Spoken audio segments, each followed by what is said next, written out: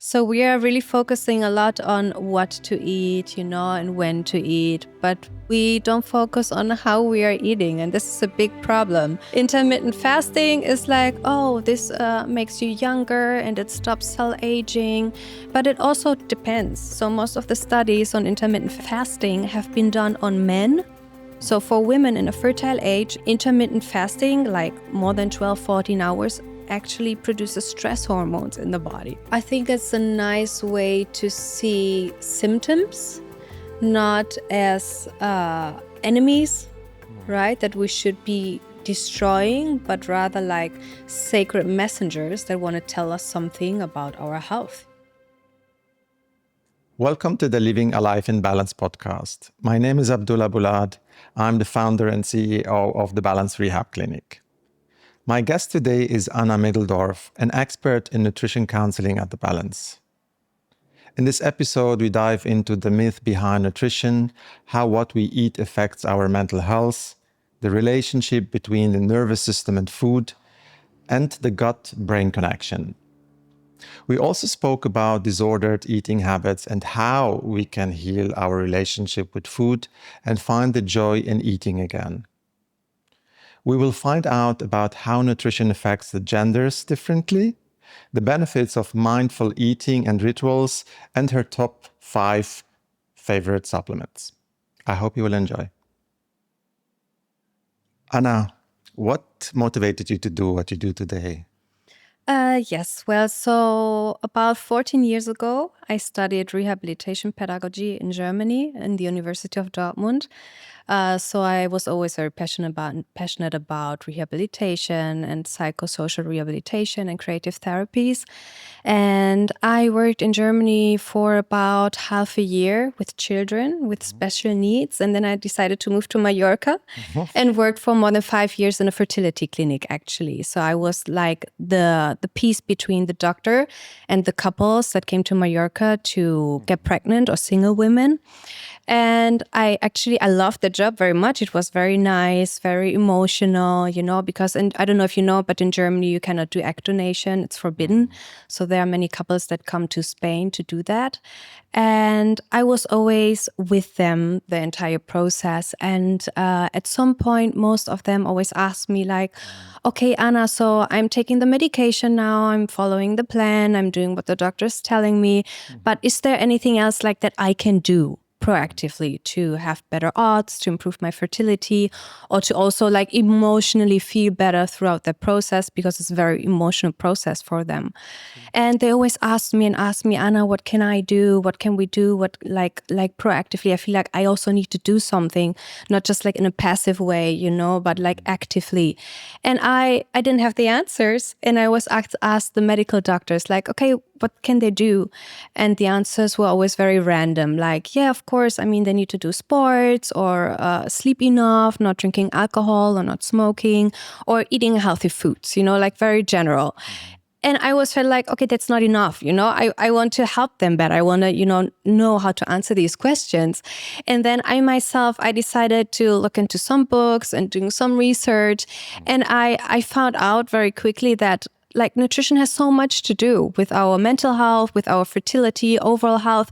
And I was so surprised that the doctors wouldn't mention that in every consultation. Like, okay, so like before you go through all of this, you should check, I don't know, your vitamin D levels, or you should check inflammation in the body or anything like that, And then, I started helping these clients by giving some tips, I asked the doctors and they say, yeah, you do you. And if you want to, help them a little bit more, do so. And I saw that had a huge impact. And then in 2019, in October, actually, when I was still working there and doing all of that, I was with my sister and I was driving in my car. We went, I don't know if you know the tunnel that goes to Sawyer. It's like a 3-minute, very narrow short tunnel. Yeah. Yes. And I was driving in the car and suddenly I got super dizzy and I lost hearing on my right ear. And I needed to somehow stop the car. I don't know how I managed that. I stopped like the car in the middle and somebody took over. And I went to the doctor right away, to the emergency department, and they couldn't find anything. And I just lost hearing on my right ear. It was just gone, Wow. They did MRIs and CT scans and so on, but they couldn't find any reason for it. I wasn't like too stressed in that moment of my life, I would say. So there was not really like a reason for it. And that was really traumatic and difficult for me because I needed to stop doing what I was doing because I think for several months I couldn't gain back balance. So I was a dancer, so I couldn't even just, dance. I was super weak on my feet because our balance system is also in our ear. Right. So, and I couldn't hear, I couldn't understand people. I still can't on my right ear. I just regained 30%. But then I was like in that situation where I thought, okay, I needed to stop working. And I was like, okay, like I'm a rehabilitation pedagogue. So how can I now rehabilitate myself? I mean, what would I do with my clients, if they're at risk of exclusion, problems with integration back into work or society? And then I thought that the best thing that I can do is instead of thinking about how I have to adapt myself to my work environment is how I can adapt my work environment to my needs and to me and to what I'm good at and what's like not working so well anymore. And then I also, I still had that nutrition thing there in the back of my mind. And then I just thought, okay, I will take a break. I will pause here. I will take some time to recover. And I just decided to make master studies here in Palma in Spanish in nutrition. And then I started, like working from home and studying for a while, just trying to recover, trying to get back my balance, trying to gain back confidence, also to get into my car and to be with people without having panic attacks about getting dizzy or whatever that could trigger me, And first of all, I focused on, because I was in that topic so much, first of all, I focused on fertility nutrition and on nutrition for female health, like for PCOS and cycle syncing and for endometriosis and for perimenopause, menopause and PMS, all these types of things I was really passionate about. But very soon I started my own consultation, like one-on-one settings, which worked like we're here now, which worked really well for me, because it was not loud, it was calming. And then I also had more men in my consultation because they just came to me. They, they also have their health issues. They felt comfortable with me. And I saw that many people have certain mental health imbalances in common. And one thing is stress. We have a lot of stress, all of us, anxiety, depression. So these are things that are really on the uprise, and in everything that's nutrition related, they always play a role, I would say. Yeah. So this is how I got motivated to get into nutrition. Thank you so much for sharing. Sorry to hear that also, that this happened to you. And it's strange to me to hear that it happened suddenly and without a stressful life, without a real impact, and medicine hasn't come up with any idea of why it happened, I understand. Exactly. And this is I don't know the percentage exactly, but I think 70% of sudden hearing loss is idiopathic, and they actually never find out why it's happened. But it came back a little bit? I recovered a little bit, so I needed to take corticoids, the standard medicine, and also into my ear with needles, corticoid sessions. Yes. And also, the nerval damage healing throughout time, but it's just 30%. But it's better than nothing. Yes. Yeah. Now you talk about that in a way where you have distance to that situation, but at that time must be quite traumatic and life-changing, completely. Yes. How is this, what happened to you, affecting you wanting to work with clients and improve their health situation? I think it helped me a lot to be empathetic with all certain types of diseases that are not visible to the eye. Yes.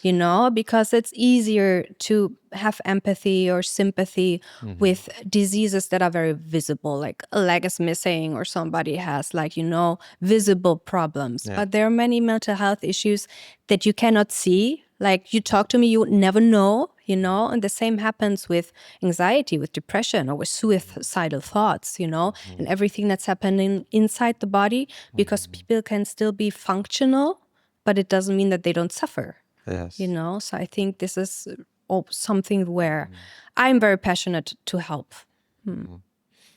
So you find your way and motivation to help people through nutrition. Yes. You have been doing this now for many years. Yes. You understand nutrition back and forward. And what and how do you see the world or globally, like nutrition being developing, or the misconception around and the myth around nutrition? Myths about nutrition. I think what I try to get away from mainly, also in the consultations, is the fear around food. So when it comes about myths and society and everything that we see in the news and in Instagram, because everybody want to have likes and views, it's oftentimes so negative, Abdullah. I don't know if you see that, like, you cannot have soy milk because of the phytoestrogens. You cannot have oat milk because it will spike your blood glucose sugar. You cannot have cow milk because it will inflame your body. You cannot have the other whatever type of, it's all about dose. Don't do this, don't do that. This is dangerous, and the fish and the heavy metals and the selenium and the rice. So it's really, it got out of hand, I feel. And I think it's very important to focus back on how we can nurture ourselves. Like, what is good, like how can we not only stop eating certain things or stop drinking certain things or restrict things, but how can we nurture our bodies, and focusing on that, I think, can be very life-shifting. Yes, I feel also like since social media has been born, there's a lot of information out there around food, around carbs, around fat, around whatever, you name it, and also a lot about different types of diets, and this diet is good and the other is good, and then also often you hear like meat is bad. Then you hear the keto diet is good, which implements meat. Then others say vegan, and then you have like movies on Netflix about how superstars, sport athletes only eat vegan. Yeah. So, what is your opinion on that? Because I feel many people cannot think about what is the right direction here anymore. I think that we all need to be a little bit more humble when it comes to science, any type of science. We think we know it all, and we think we have all the answers, but then 5 or 10 or 20 years later, we see that wasn't right, so that wasn't right. So I think, shouldn't just take everything that we hear as a fact, And first of all, don't listen so much to social media or the news, but go to a health professional that, a real health professional, or even better, a group of health professionals from different types of specialties who can guide you in your very individual case, because everything depends on chronic illnesses. It depends on your age. It depends on your gender. It depends on your mental health, like if you're a very stressed person or not, It depends on your origin, on your culture, like your genetic predisposition to certain foods, like Asians, they maybe have a different gut microbiome to metabolize soy products than we have. And Eskimos, like when it comes to omega-3s, or if you're pregnant or not pregnant, or, breastfeeding. Yes. So you cannot just take one information and think that this is like a solid, like the real thing for everybody. Yeah, not one size fits all when it comes to nutrition, certainly. Exactly. And Exactly. to be also more conscious about your own body and try things out, what works for you. Exactly. Most likely depends on what's your origin, where you come from, Exactly. and predisposition. Exactly. Just trying. Same with intermittent fasting, for example, Abdullah. This is everywhere, right? Intermittent fasting is like, oh, this makes you younger, and it stops cell aging, and it destroys cancer cells and so on, But it also depends. So most of the studies on intermittent fasting have been done on men and postmenopausal women. So there are almost no studies on intermittent fasting done on women in a fertile age.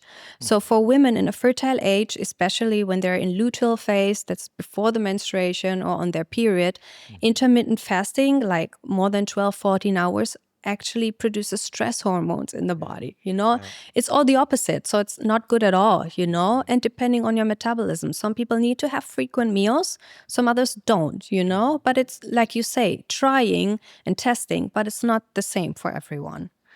Yes, I think also about fasting. What happens actually, and what is a healthy fasting?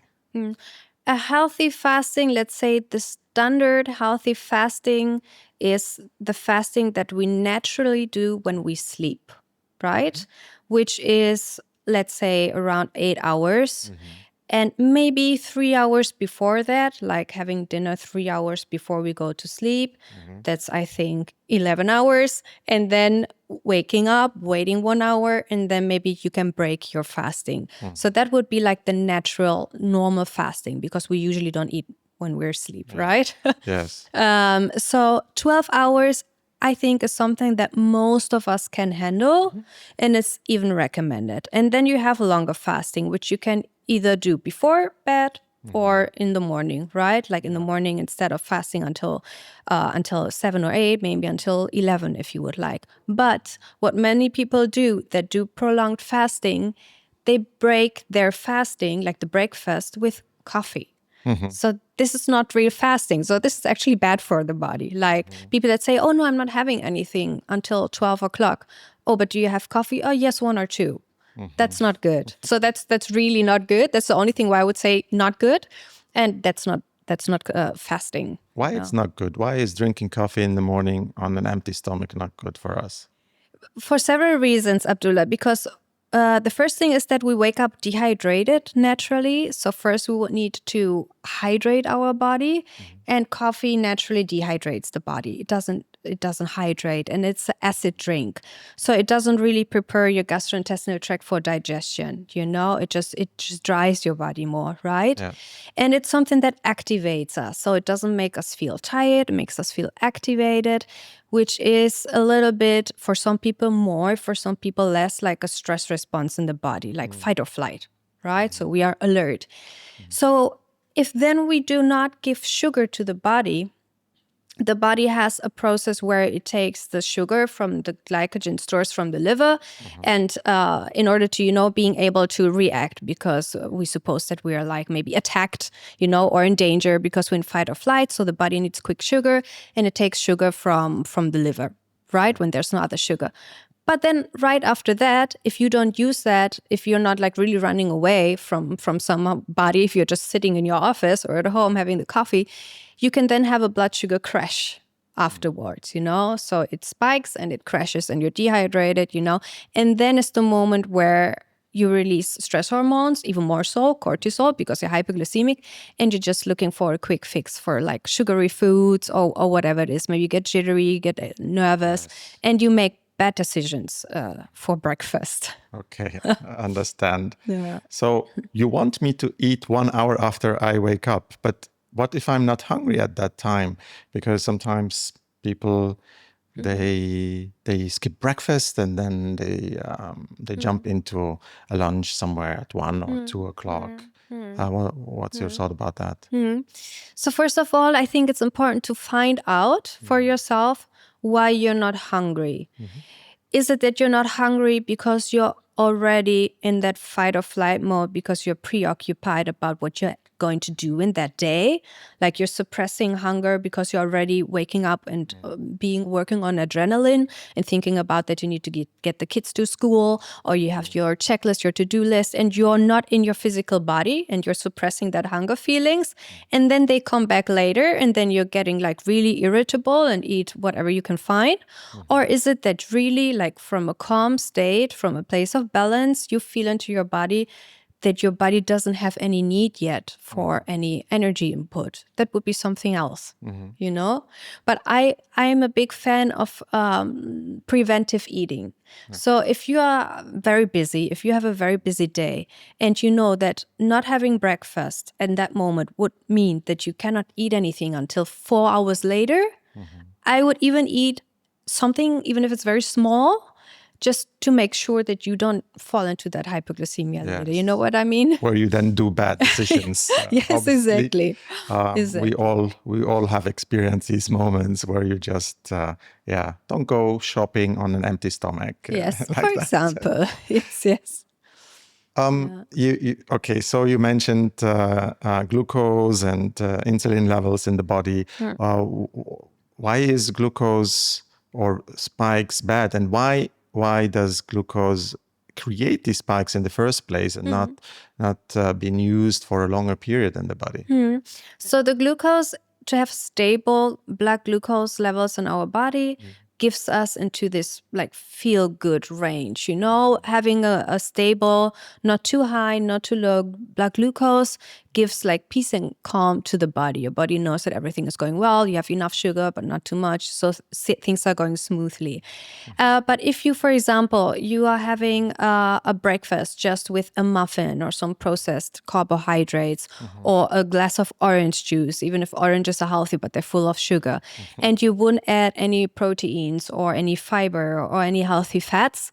So then this is something that goes into your bloodstream really easily. You know, it's very accessible for your cells. So the sugar goes into your blood very quickly. So you get like this spike.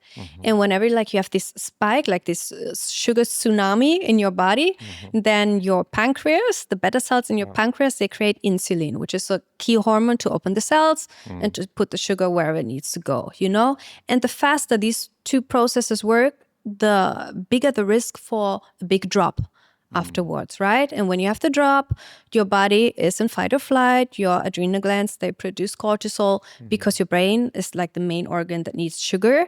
And if there's no sugar, your brain gets really anxious. Like, okay, we're going to probably die if we don't find sugar within the next hours, you know, a little bit exaggerated. And then eventually, again, you make bad choices, you know, for eating. But if you start your day, if you break your fasting, whenever it is that you break your fasting, if it's at 8 or 10 or 11 or 12, and you choose like a good mixture of proteins and fiber and healthy fats, so the proteins cannot be converted into sugar so easily. So that's more difficult for your body, so it cannot spike, right? The same with the healthy fats. And the fiber is something that takes the glucose like a little bit, you know, and helps for it to not go into your bloodstream so quickly. Okay, so when you have the combination of these things, you will have, instead of this curve, you will have more of a curve like that. Okay, so you will have a little bit of energy, you know, and the energy will be released into your body like over a period of some time, minutes or hours, and then the drop also will be smoother. And you don't get into this really dangerous fight or flight modes of hyper or hypoglycemia. And if you manage that throughout the day, it can reduce anxiety, it can reduce stress, it gives you more energy because you don't waste energy on this, you know, on these stress hormones. And the other way around, if it happens a lot, so you have a lot of spikes and drops throughout months or years, then eventually you get insulin resistance, you can get diabetes and all of these other metabolic diseases that come with it. Yes, thank you. We'll get into that as well. My understanding of if we focus too much on glucose intake is that glucose is digested very quickly on the upper parts of the digestive system. So it doesn't end up in the lower parts. Can you explain a little bit what is missing then and the food chain on the lower parts of the gut? Well, the lower parts of the gut actually is where our microbiome is, right? So this is our microbiome. We have different types of living organisms in there, like bacteria and virus and fungus and so on. And it's very important to have a good balance of the good ones and the bad ones. So the bad ones are important, but we don't want them to overgrow, right? And whenever, for example, we have foods that are mainly glucose or mainly sugar, or let's say the processed sugars, right? Because they are also like healthy sugars, from fruits, for example, which are not detrimental for our gut. Then we can have an overgrowth of the bad bacteria in the gut, especially if we don't have enough fiber, or it's just a lot of glucose, or a lot of processed foods in our diet. So then we can have an overgrowth of bad bacteria, and the good bacteria might actually starve. We don't have enough of them, and then we can have gut imbalances, dysbiosis, inflammation in the gut. And when we are inflamed in our gut, we have the gut brain axis, the vagus nerve. Then automatically we have silent inflammation in our whole system, and it affects our mental health also. Yes. So what can someone do to, beside like the obvious, eat less sugar and like possibly also carbs, which are transformed into glucose in the body? What type of food would be good for our, so it passes the upper levels of the digestive system, so our microbiome can profit from it. And we know that, and we will talk about it also, that the microbiome affects also our brain, our mind, our mental health situation. But what type of food would be helpful to pass to the microbiome? Also, to not get too much into details, because many times we get lost like in the details, Like I have clients coming to my office and they say, okay, but what type of cinnamon is better, this one or that one? Or I've heard that if I have ginger, then this will heal my gut. Okay, but what about the basics? What about like your alcohol intake? Let's start there, And what about your stress management even, which modulates our gut microbiome? So we can have overgrowth of bacteria from stress, actually, also. I think we should always start with the basics and just try to have natural foods, going back to just having natural foods, whatever natural food you eat, which is eventually, if you can afford it, ecologically, ecological food that is low in chemicals. It can be from animals, it can be from plants, something that preferably you prepare at your home, or you have it prepared, but in a natural way, without food additives, without conservants and things like that. But just getting back to the basics of having enough protein, enough healthy protein. If you want to have animal proteins from grass, fat, beef, that's okay. It depends on your genetics as well. Having legumes, for example, in your diet, which we have totally forgotten about. In some cultures not, you have more legumes like hummus and dal, lentil dal. But here in the Mediterranean diets, people don't eat legumes anymore almost, and things like that. And having healthy different protein sources, healthy fats in your diet, natural foods. And I think this is where we should again focus on, the basics, going back to natural, going back to maybe local, going back to ecological. And I think with this, we can also do so much good to our gut.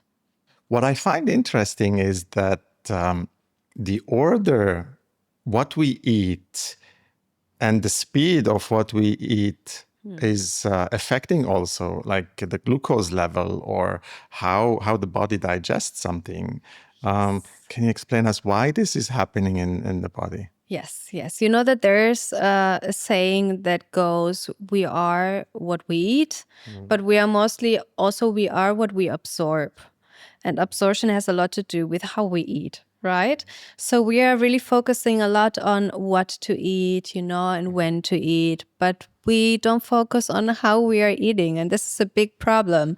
I don't know if you know that for yourself also. I don't know, fast eating or distracted eating. Depends on the day and the time of the day. Yeah. This is a huge problem for me included, for most of us that have a busy day, And I have a nice story about that. So I was 2 months ago, I was at my sister's place, and so when she cooks, she loves cooking. I'm not such a great chef, but my sister, for example, she is. And she just prepared 2 matcha lattes for us. And she presented it to me in this like beautiful cup with some flowers sprinkled on top, and we were just sitting there and having a chat like we're having now. And I was looking at it and I said, oh, this is so like beautiful, It's not just having a quick drink, but it's like beautifully presented with the flowers. And she told me, yes, Anna, the other week I went to a market and there were nuns and they were selling things, different items. And a nun approached me and she said, look, I have these bags of these dried flowers, which I handpicked myself and I dried them. And she said that she uses them on top of every food that she eats. Doesn't matter what she eats, but she just prepares the food and she sprinkles the flowers on top of the food, of the beverage, imagining like internally how these flowers are like a catalyst to better absorb all the beneficial properties about what she's going to eat. It's like a meditation practice, right? And I think that's so beautiful because it can be anything. It can be these flowers, but it can be any practice that can help you to get into the moment before you start eating or drinking, to connect really with the food and with the situation and to activate your senses. We are so disconnected from our senses. So oftentimes we don't even prepare our own foods anymore, or we just put it in the microwave and then it's immediately warm and we start eating. We're just doing something else and we go into digestion, right?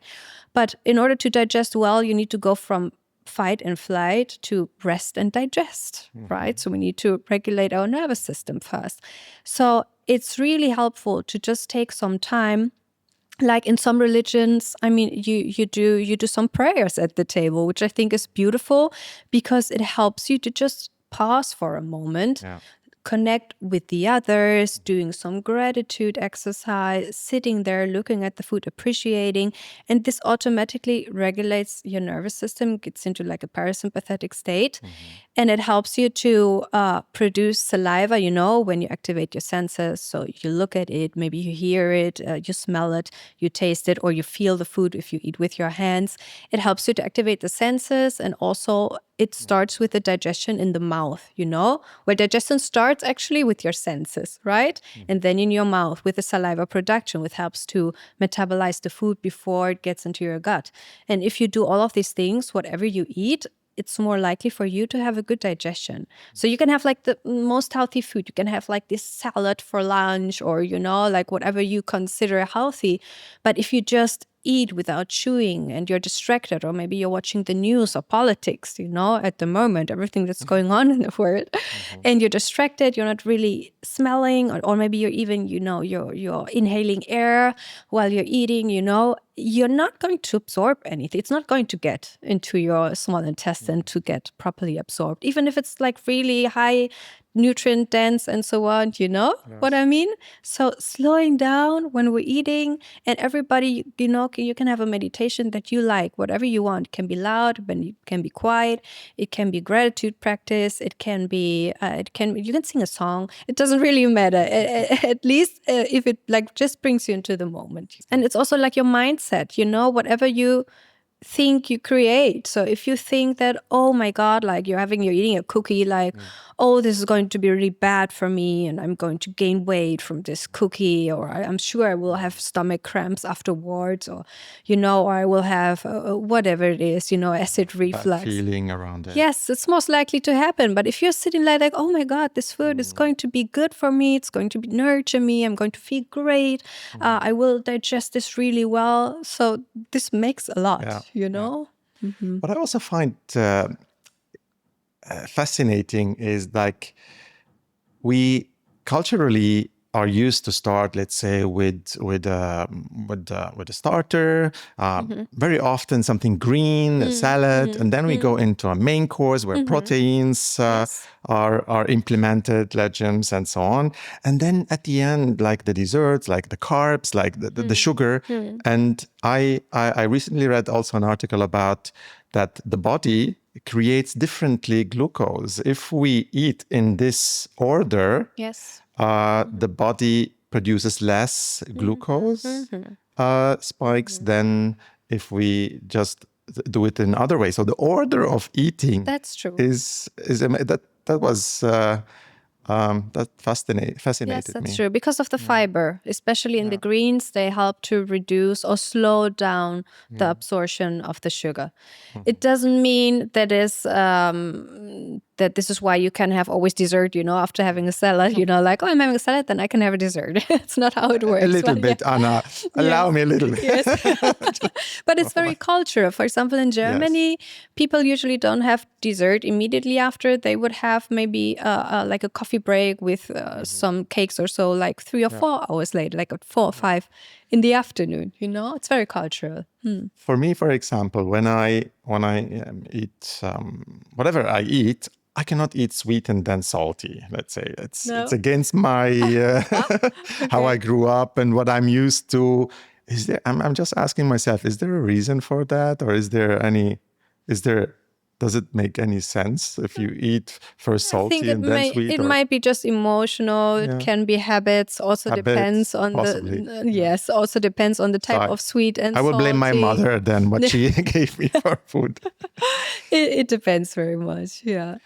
So, has glucose and insulin something to do with our brain and dopamine levels or other chemicals, neurotransmitters?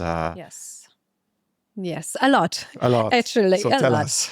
Well, glucose, I think, mainly has to do with, I would associate glucose mainly with stress and anxiety, as I explained earlier, because when we don't have glucose in our brain, it can cause us to like look for sugary foods, especially, But it also, when we have a bad insulin sensitivity and we are in a chronic, or we're in a chronic hypoglycemic state, so if our brain is starving, this can also really mess with our mental health in terms of like depression, for example.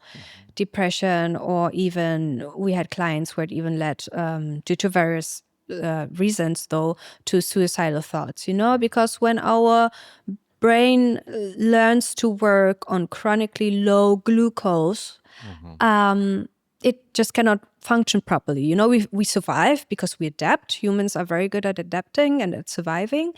But when you are running on very low glucose for a long time, your brain just shuts down certain parts, and you cannot think clearly. So we had once a client, it was a very interesting for me to see, a very interesting experience also for myself, because I was wrong with what I thought was right for him. So we had a client, he was an athlete, like a really high performer on a physical level and very young.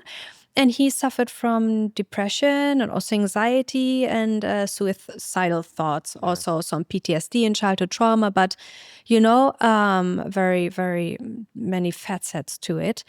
And I did the food plan, the meal plan for him, and he ate very healthy. For him, it was very important to eat healthy. And he had like 4,500 calories every day. And I thought that we were doing nothing wrong. I thought like, oh my God, he's eating a lot. He's like on the safe side, I thought, we're doing a good job. He's having antioxidants, the proteins, the fats. But then we did some like professional metabolic testing with him, with a cardiologist and so on. And they found out that his actual daily needs are around 6,000 calories, but he has been living and adapting to less calories throughout the last years, but being very detrimental for his brain, And I wouldn't have expected or suspected that he needs so many calories, but he did. And then we started upping, and his body didn't want to, Intuitively, his body didn't feel like eating more. But when he started like from a place of love and, but pushing a little bit his boundaries and trying to eat more, he started, and combining with the other therapies, of course, he started feeling better and his brain started to function better, So we always have to not always look for like what we have to restrict, or maybe it's too much from this or that, but sometimes it's not enough. On a calorie level, on the level of macronutrients, maybe not enough proteins or fats or fiber, or on the micronutrient level also. So that maybe there are micronutrients missing that lead to like some worsening depression or anxiety or chronic fatigue and things like that. Yes, another great example where just one size doesn't fit all. And for this particular client, a diversion from the standard was needed to find his optimal balance. Yes. You mentioned something about glucose. The brain needs a glucose to operate, but there is also the possibility, particularly on a keto diet, that the brain uses ketones through the fat to get its needed energy source. Yes. How do you feel about that, and what's the difference for you? Yes, I mean that the brain needs glucose doesn't mean that we need to eat carbohydrates, but glucose is just the end product that gets to the brain for brain energy, so to say. So the brain can get this glucose from different sources, from the proteins and the fats and on different pathways in the body.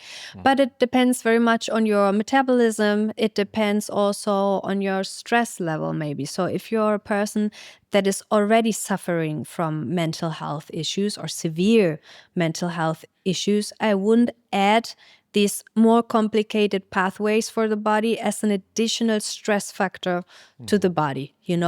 If you're in a very balanced state, emotionally, psychologically, and you want to push your body a little bit, trying to lose weight or lose fat, gain muscle with the ketogenic diet, this is why most people do it, then yes, then I think it's a good option, and your brain can have all of the fuel that it needs, But if you're in a very, if you're a high performer, you're having a very stressful job or a stressful life situation, or you need to perform on a really high level, for me personally, that wouldn't be a moment to make the body struggle more through doing this. Do you know what I mean? Yes. Do small changes rather than radical changes, like completely restrict certain type of food. Exactly. But because this can lead then to the cravings, right? Or to the yo-yo effect. Like, many people that do keto, they're doing fine for 1 month or 2 or 3, and they lose weight and they say that they have more energy. Most have more energy.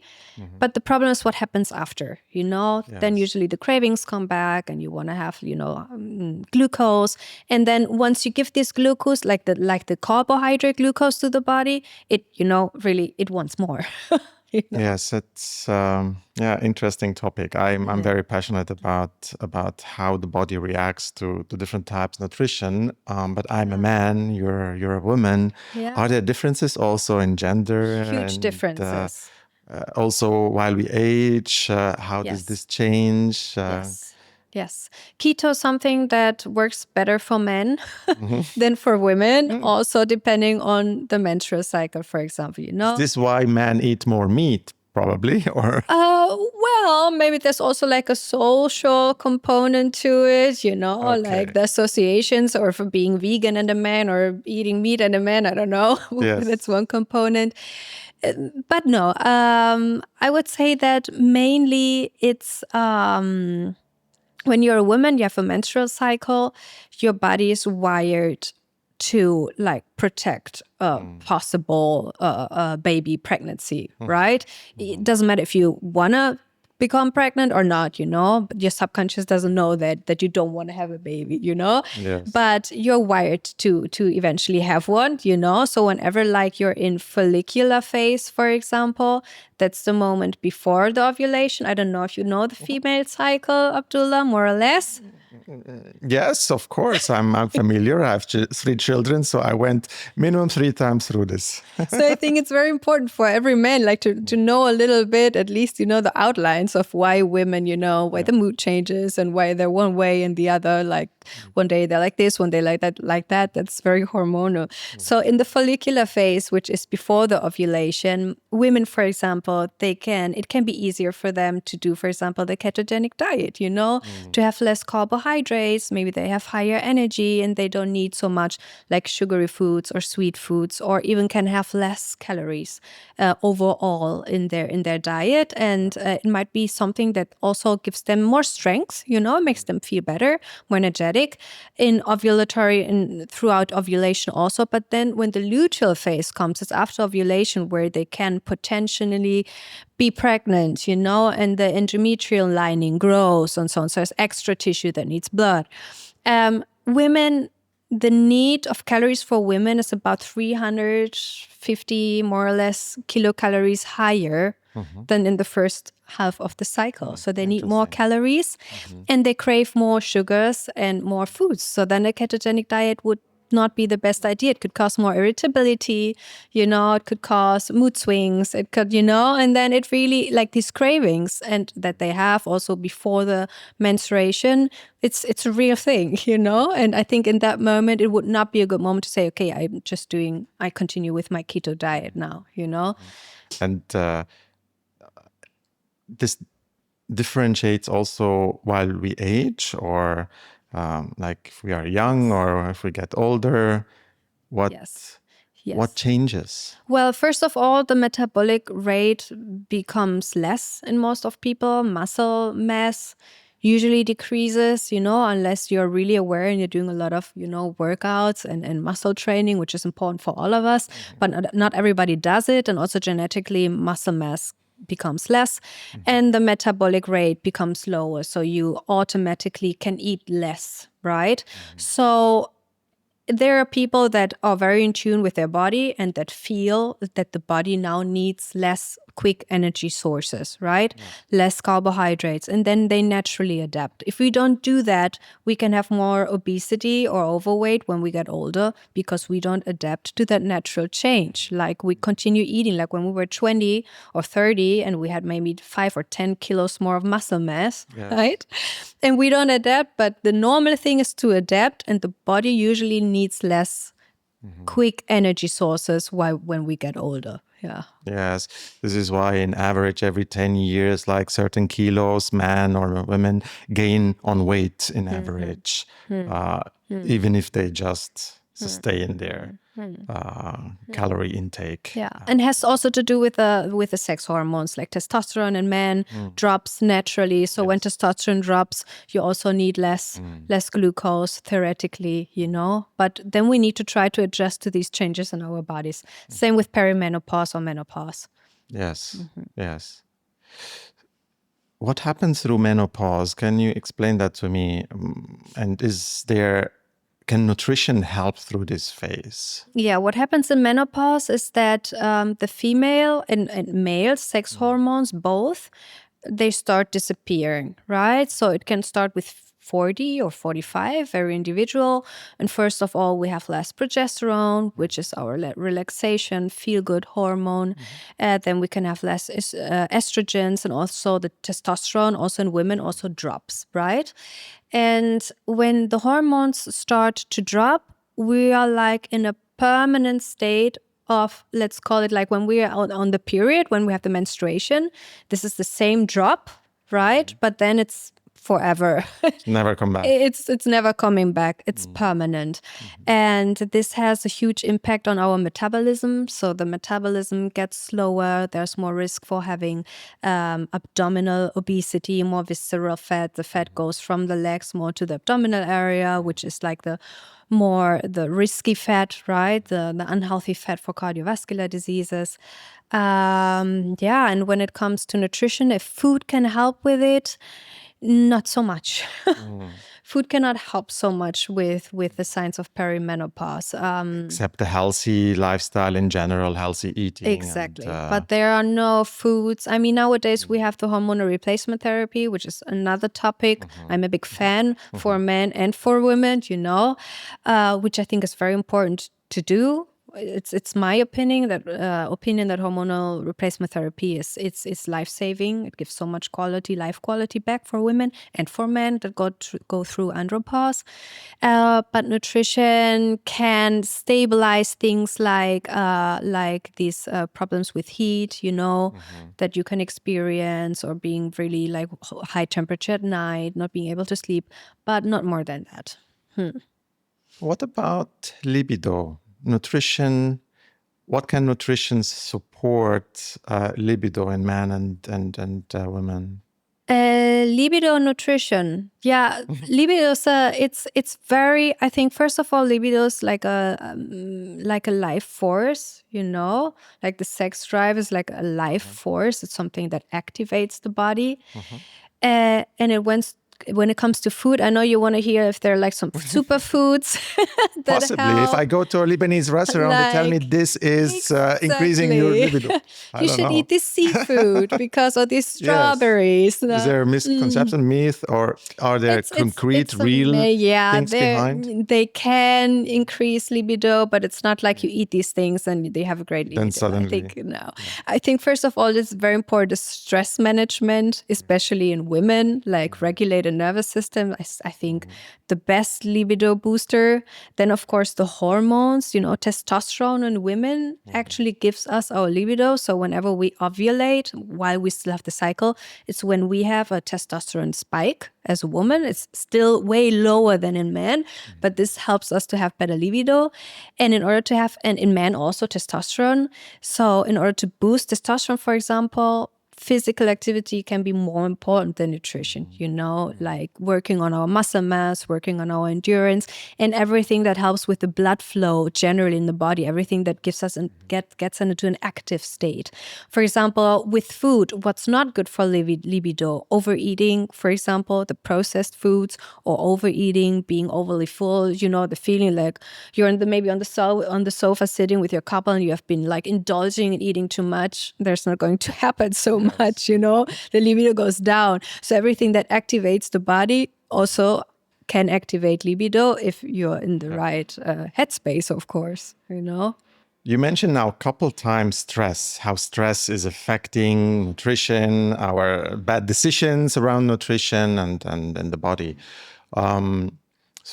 My understanding is when we are in a stress mode, we produce cortisol into the body. And can nutrition support the, let's say, specifically or non-specifically to the cortisol production, but also on the nervous system level? What type of food can we manage to take in which supports, let's say, the calming or balancing out our stressful lives? So there are some key nutrients that I like to work with, but mainly in supplements. And I like to work with supplements because, first of all, our meals, they are not so nutrient dense as they were before. So the soils, the floors, everything gets poorer. The transport times are getting longer. The food is a long time in the supermarket, and our needs are getting higher. Stress depletes nutrients. While we age, we need more nutrients. If we are very stressful lives, or if we are high performers, or physically very active, we need more nutrients. And I think one nutrient that I think all of us know already, and which is very important to regulate also stress and anxiety and depression, is vitamin D. I guess you've heard about vitamin D. Of course. It's a hormone, right? It comes from the sun. We can produce it through the sun, but we are almost all deficient in vitamin D. Yeah. And it's you too?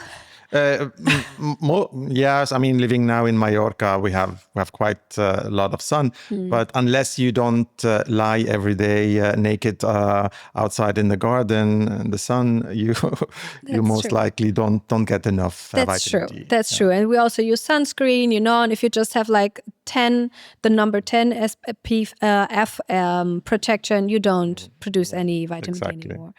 Yeah. So vitamin D is a very important anti-inflammatory hormone, so it reduces inflammation in the body. Vitamin D is a natural serotonin booster, so you can really have less serotonin in the body if you have poor or very bad vitamin D levels. Vitamin D is important also for your bones, for your immune function. You have vitamin D receptors almost in every organ of the body. This is what they are finding out now in science. So vitamin D is needed everywhere, also in your brain. Yeah. But yes, it's a mood booster and it's an anti-inflammatory. So this is why having very good vitamin D levels can support anxiety, depression, burnout, chronic fatigue, and all types of other diseases like diabetes, autoimmune diseases, Alzheimer's, like lots of things. So what effect do these supplements have on your body, and why are they specifically your favorites? You see, Abdullah, I think that nutrients are the building blocks for all of our cells so that they can work properly, that we can create energy to have a balance in our body, right? So we need vitamins, we need minerals, we need the healthy fats. And the vitamin D, specifically, as I told you, it's an anti-inflammatory hormone. It's a hormone, actually. So we are all having more and more inflammation in our body because of lifestyle, because of chemicals, because of the way that we eat and other stress factors. And the B vitamins, which are the stress vitamins, they're super important also when it comes to alcoholism, for example. So they get depleted really quickly, especially B1 when we drink alcohol on a regular level, or when we have like a high toxic load in our body in general because of any type of chemical or toxin. And the B6 is, for example, very important for carbohydrate metabolism and for fat metabolism, and it gives us energy. B9 is important for our DNA, so women that want to get pregnant use that a lot, the folic acid. And B12 stabilizes our nervous system, for example. So it's very important to have a stable stable nerves, like strong nerves, you know? Yes. And you can get them through diet, like whole grains, for example, or eggs and things like that. But often it's not enough because if we try not to overeat, for example, you know, we would need to try to have really like nutrient dense foods, which is not always possible, right? Because even the whole grains that we're having, they're not having so many B vitamins anymore than they had before. Yeah. So supplementing can make sense, but it always has to be individualized and always have to check the patient family history and the anamnesis and so on. And the other thing is the omega-3. So I love omega-3s. We're not having enough anymore. Yes. Omega-3s are also very anti-inflammatory, super important for our brain health, for brain function. They help to prevent, there are many studies that show that they help to prevent like memory loss and Alzheimer's and dementia and degenerative neuronal diseases. So also really, really important fatty acids. And we have a lot of imbalances in our body. We usually have more omega-6 in the diet than omega-3. So supplementing that can make sense, especially if you're not having fatty fish like 3 or 4 times a week, or chia seeds or walnuts or flax seeds, which are really high in omega-3. Yes. Okay. And also very important for any inflammatory disease, also autoimmune diseases, psoriasis, Hashimoto, or like all the autoimmune diseases that they are, right? Can any of these supplements you are suggesting be too much, and can it be negative? Yes and no. So the one that are fat soluble, like vitamin D and vitamin A, for example, you have to be more careful with. But it's quite hard to have an overdose with those. So vitamin D, you will need to take really a lot of vitamin D to get into a toxic range. So this is why it's so important to do and test and do and test. So you take it and you test it and you take it and you test it. You just don't take it from a drugstore and you take it yourself because your friend or your father or you saw it on Instagram takes I don't know how many units and then you do the same. No, everybody has a different need. It depends on your disease. It depends on your weight, very much on your age and on your stress levels, right? So it's very important to always check in the blood and with the symptoms and then decide how much to take. But the more at risk for overdosing are the fat soluble ones.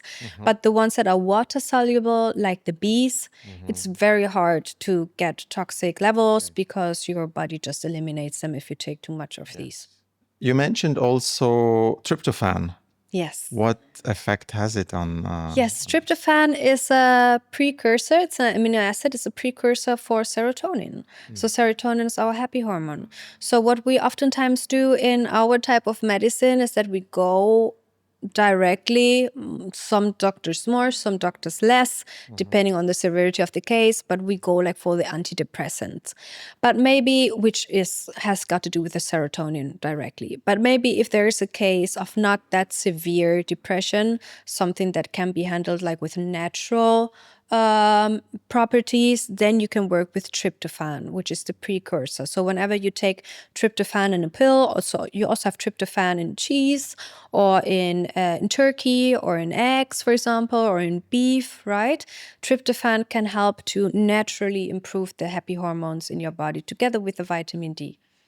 So So that's tryptophan is like eating happiness. Yes, it's like eating happiness. Exactly. This is why Great. many people like naturally maybe at night, like they feel like having some cheese or, having things like that because it can boost actually the serotonin. So shall I now start also to eat more eggs? Well, eggs are like it's a powerhouse. The eggs, I love eggs. They are so nutrient dense. They have so many vitamins. It's incredible. So whenever you can, I mean, we're on Mallorca, so we have really like amazing ecologic chicken and eggs here. So eat them. They're very good for mental health. They are. Yes, we have at home our little farm Really? with our own chicken, and my Yeah. son breeds chicken, and he ordered specific chicken for and breed them. Yes. And we have every day our fresh eggs, which I love, but they taste completely different than if I would buy them in a shop. Yeah. Are there also differences? Do you know that? It's the way that they are fed, basically the foods that they are giving or colorants that are put in there so that the egg is more yellow and so on. It's finally whatever they eat is what ends up in the egg, and this is what we eat. So of course, what we feed those animals is super important. Like the corn-fed chicken, for example. Purely corn, purely carb, right? Well, you have to make sure. I'm not so sure what chicken actually need. I don't know if you know it exactly, but it should be like natural ingredients. It should be not genetically modified, if that's possible. Maybe not full of antibiotics or pesticides or fungicides. I mean, that's a good point. There is a lot like microplastic and heavy metals and other radicals out there. Do we need to be careful on what we eat or how much we eat of what? Yes. But again, I don't like to work so much with fear when it comes to food, because if we go into that topic, it's you end up being afraid to eat anything, like drinking water. You can read everywhere that just the bottled Plastic water, bottles yes, and that we eat one microplastic. credit card worth of microplastic a week just with the water that we drink. But then we cannot not everybody can afford or has access to glass bottled water, for example, So this is why I think it's more important to think about how we can deal with the higher load of plastics and chemicals and toxins. Like, how can we better prepare our bodies to deal with it? And this is by upping the micronutrients, like upping, all the healthy nutrients that we need, like to block, like the antioxidants, everything that can deal with heavy metals, like the seaweeds, for example. I think that's a better approach. Being aware about the toxins and the chemicals, trying to avoid them, not obsessing about it. And I would rather focus on how we can strengthen our immune system, how we can strengthen our entire organism through the most healthy food possible to, deal with that damage, Yeah, no, that's beautiful. Just a balanced way of looking at what could cause also what could cause what could cause negatively effects on our body. What role has nutrition when it comes to mental health and addiction? And I know you work a lot with these type of clients through detox, through burnout period.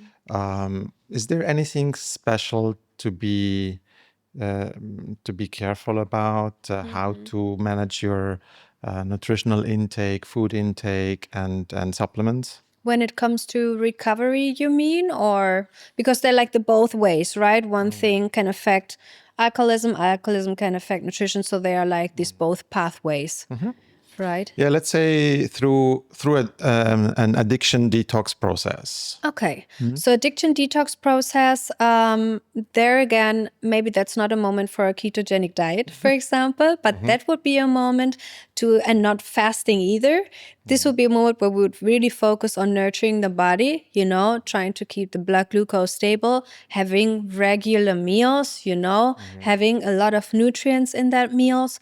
And if somebody is just trying to reduce alcohol or other type of substances, having that extra sugar if it's necessary in that moment, from the most healthy source possible, because your body's going to crave it, because it also boosts dopamine, it boosts serotonin, the foods, they boost the neurotransmitters that make us happy. So it can easily happen that when we lose or leave one addiction, that we go and compensate with food, right? And I think that in the beginning, when the body's going through that dramatic change, we can let it happen. This is something that can happen. And if you're hungry at night, okay, then maybe we can have something more or less healthy with carbohydrates to eat. Until this really acute phase is over. And then maybe after a week or two, then there comes the moment to bring in some stability, to cut the carbs, to try to regulate the caloric intake and so on. But in the beginning, I'm a fan of making food not another stress factor, but giving enough for the body to handle the detox process. And also, of course, everything that supports the liver, right? Yes. The leafy greens that support the liver. Maybe taking it easy on the fats, which can make the detox a little bit heavier for the body, Hydration is super important. We hear it all the time, but it's still so important. We hear it all the time and we forget it all the time. Yeah. Hydration is very important. We should have a lot, not too much hydration. And hydration doesn't only mean having enough water, but having high quality water. A good hydration means that we have enough minerals in our body also, not just plain water. Even too plain water can even dehydrate you, but mineral dense, high quality water, very important. What about if someone would come with anxiety, depression, or burnout? In that case, I would always focus on also starting, I'm a big fan of starting the day with first the glass of water, the hydration, high quality breakfast, and also trying to eat whenever you have the space and time, like when you're away from work, maybe you have more space and time to tune into your body, and also try to intuitively eat and not eat only because it's meal time, but only eat when you feel like eating, when you're hungry, or snacking in between if must be, And when it comes to depression or burnout, this is where I like to focus a lot on what's missing, what nutrients, doing the complete blood test to see what the body has been lacking for so long, what we need to give the body. This is super important for me. And the topic coffee. Try to not involve coffee in any of these processes if possible. So if you're additionally to alcohol addiction or another addiction, you have a coffee addiction, you cannot reduce it completely. But if we can take baby steps to reduce it, at least in the afternoon or in the early morning, having some decaf or some matcha, some black tea, some green tea, even better. There is a big topic around food, certainly, which is also affecting a lot of people around the world, and with the upcoming of social media, certainly. And I'm talking about eating or disordered eating habits and body image. There are restrictive eating. There is more binging and emotional eating. Well, what is your experience working with these type of patients or clients to help them through this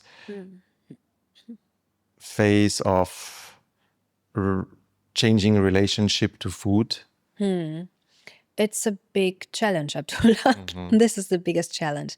And it always depends on how long the disordered eating or eating disorder has been going on, how severe it is, If it is something that has happened for a year, it's very new, it happened like in a stressful time, or it comes and goes, or if it's something chronicle that's already like part of the identity for so many years. Eating disorders, they rarely have something to do with food or food aversions. It can happen. Sometimes it has to do like with physical symptoms, like really feeling nausea because of an anatomical problem or so, Same with binging or overeating, because you really always have this hunger hormone in your body, also happens. But mostly it's emotional. It has to do with childhood. It has to do with trauma. It has to do with belief systems. So if first of all we have to work, or the therapist, the psychologist, psychotherapist, or the body therapist need to work with that part. And then we can work on nutrition, because if we just work with nutrition education, most of these clients, they know cognitively, what's good, what's not so good, what has calories, what has nutrients, but it's not through knowledge that oftentimes, right? There are exceptions where it's got to do with knowledge, but oftentimes it's 100% emotionally. So we have to work with that first. And mindfulness is something that I feel helps more than education, or like you should be eating this or that.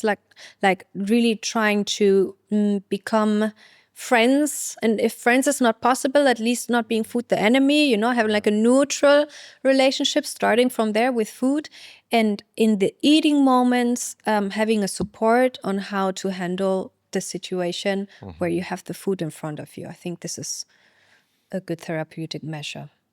I also understand that you work very close with chefs, personal chefs and doctors to liaise on what's the ideal meal plans, because you can educate about nutrition, you can talk. It's still, I feel, a cognitive thing, and people forget during the day what they should or shouldn't do, and because it's a lot of information, it's very complex topics. I'm very passionate about it, and still I catch myself again and again, just repeating failures because I'm tired or I'm emotional in a moment, and then I grab to something I shouldn't eat in that moment. So in a treatment environment like we do it, what I love about it is that your input with the chef provides the necessary meals whenever it's needed. So the time is correct, the amount is correct, and the variety is what needs to be done. Yes. And I think what also works very well, and I personally think it's important and something where we do a good job with, is letting the clients be involved in that process, also being able to make choices and feel empowered, that they're not just exposed to, we're preparing this because we think that this is what you should be eating, this is right for you, but letting them also have something to say, like their preferences, or at least if there's a person that doesn't feel like eating anything, okay, so give me a list of some like comfort foods that you do feel comfortable like eating, even if we repeat them every day, but letting them be part of the process and feeling empowered that this is something that where they are part of, I believe it's very important to implement, and we know we do educational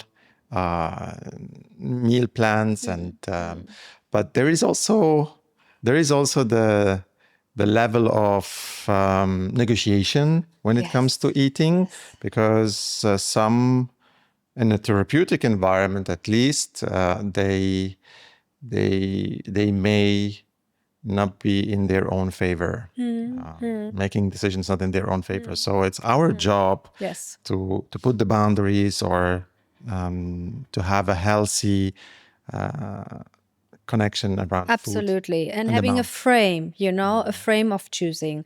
It's not about choosing whether you're going to eat or not to eat. It's, for example, right, it's about choosing between A and B. Like I provide you with choices. What's possible, for example, for lunch. I think that you should choose between A, B, or C, and then the person and that range of what this person can choose. It's not like I choose D. That's not possible. We believe that it should be A, B, or C, but you still have a choice. You know what I mean? But in a certain frame, because we know when the brain is in starvation mode, intuitive eating doesn't always work. So intuitive eating is nice. I think it's something that we can all work on, but our intuition doesn't always tell us the truth when we are not in a balanced state at that moment, I would like to come back to one of the topics you touched on, which is the gut. Okay. We know we have this gut-brain connection when it comes to emotional, mental healing, treatment.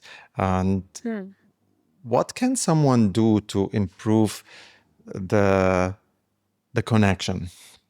Because we know and we understand that it's the older part of the brain or of the body or of our body memory.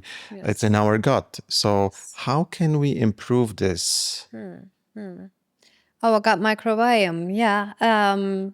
Several ways to improve our gut microbiome. First of all, make sure, like very practical things. For example, fermented foods. It's something that can help if you're not intolerant to histamine, which in that case, we need to look for other solutions.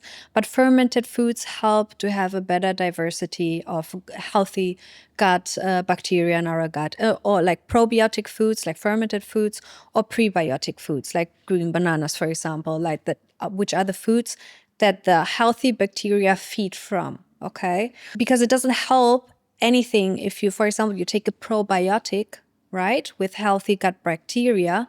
So you put them into your body, but they're not going to stay there for very long if you don't feed them constantly. So maybe you're going to feel better for a while because they're there and you're taking them. But if you starve them, they're going to disappear. So they need food and they feed from the food that you eat, right? So in order to have a healthy gut microbiome, stress management is important because we see that it has a direct impact on overgrowth or not having enough of the healthy bacteria. Having a diversity of foods. For example, not always, this is not everybody has this opinion, but not always cleaning your foods, because something that's, like the entire fruit, there are certain types of bacteria that are also good for you. If we clean too much and sanitize everything, that's also not the best if we're afraid about, the pathogens.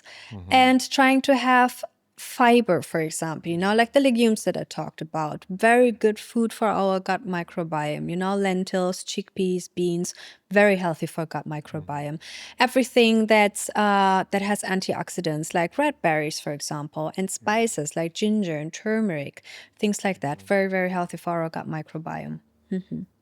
Is it worth it to focus on these little micro things, or from time to time to implement it? Is this then enough, or do I have to supplement? Because it's a lot of things I need to look at and I need to watch. And Well, I think first of all, everybody has like his unique fingerprint when it comes to microbiome. So not one microbiome is like the other microbiome. And also the topic microbiome, the studies, the science is very, very new. So I don't know if we've investigated 5% of all there is, but there's so much. There are more things that we do not know about the microbiome than we do know.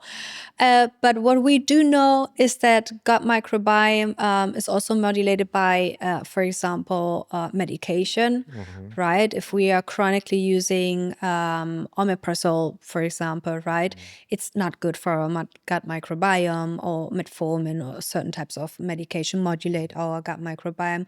I think it's just most important to focus on reducing the damage, like logically thinking, seeing a food and thinking, does this most likely nurture me or doesn't it? Is this a natural food? Is this a healthy food? Is this a real food? I think this is the most important question to ask. what have been like the most remarkable changes you have seen in your clients using nutrition as medicine?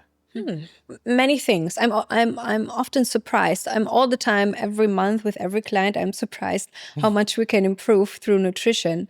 I think that very remarkable changes are done when people, especially people that have a high workload or a lot of stress, also start to organize their eating better, because oftentimes eating is just something that they do like to survive because it has to be done, or like it takes away too much time, or they eat while they work. It's a disturbance eating when we're very stressed.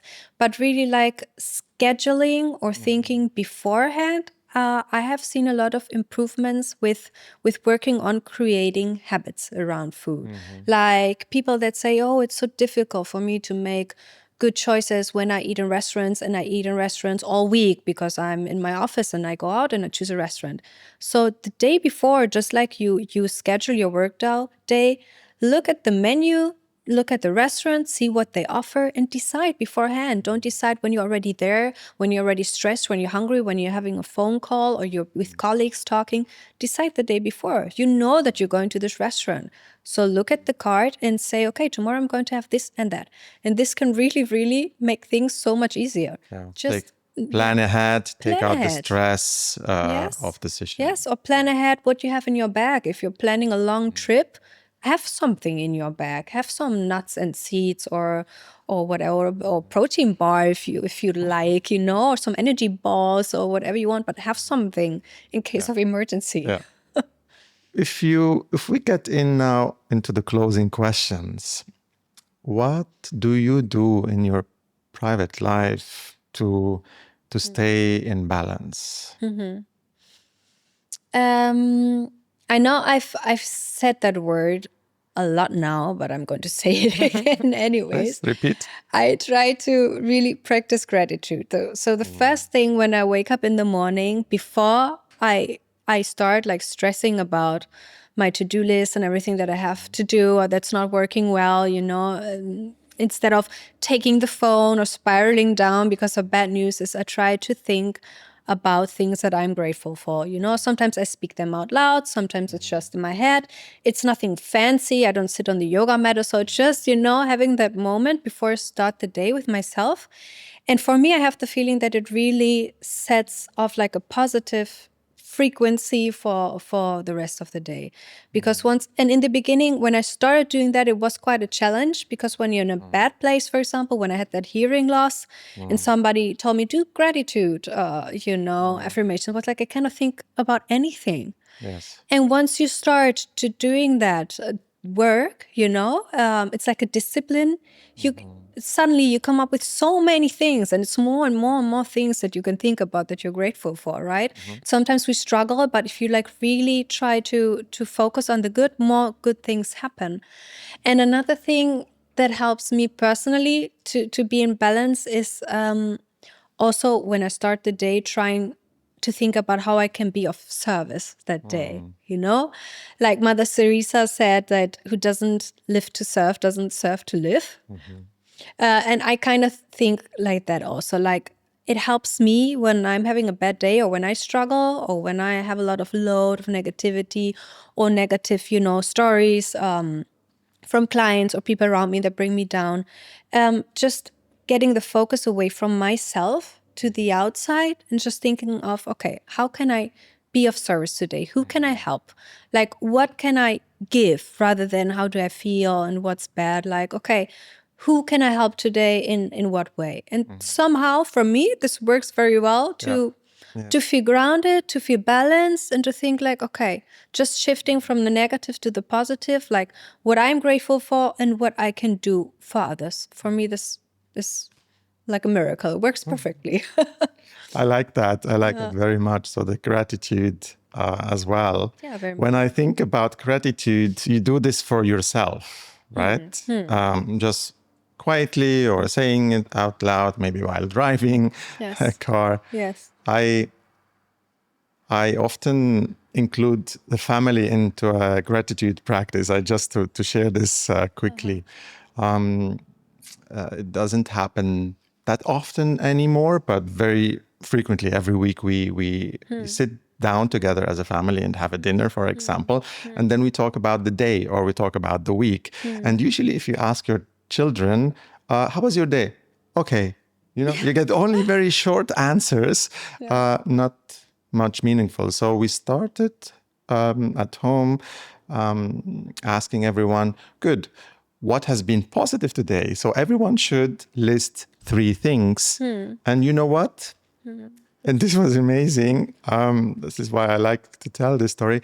Everyone didn't want it just to be limited to 3 things. They always wanted to tell more. And they were fighting who can speak more about what was positive in their day. So I think I agree with you. Implementing gratitude into our daily activities, daily life, is something which raises positivity and happiness. Absolutely. And maybe we need less tryptophan. Exactly. That's a natural tryptophan. Yes. So my last question to you is about if you could say something right now and reach every person in the world, what would you tell them? What would you suggest them in their life? I think based on my personal experience and what I see with clients is that I think it's a nice way to see symptoms not as enemies, right? That we should be destroying, but rather like sacred messengers that want to tell us something about our health, I think that we live in a society where we're really focused on how we can avoid or eliminate a symptom, like the sooner the better, rather than asking ourselves, what is this trying to tell me? What is this trying to teach me? What can I learn from this? How can I, integrate this and do something with that, rather than thinking about pushing it away, like making friendship, like getting friendship with your body. That your body's trying to protect you, your body's not your enemy that's, trying to upset you, your body's trying to help you. It's trying to tell you something and trying to listen and tune in and shifting the focus like to this positive side of what symptoms are, like messengers that want to somehow protect us and tell us something about how we can improve or pay attention, not just improving, but just paying attention to something. That's great. So listening, being mindful about yourself and what happens around you. Yes. Thank you so much. It was a really pleasure today to speak to you about such a big topic, nutrition, which affects every human in the world. And I hope, I'm pretty sure, you were able today to reach many people with to give them like the necessary element or information, piece of information to dive deeper and improve their life or improve their life through nutrition. Thank you so much, Anna. Thank you so much, Abdullah. It was a pleasure to be here. Thank you.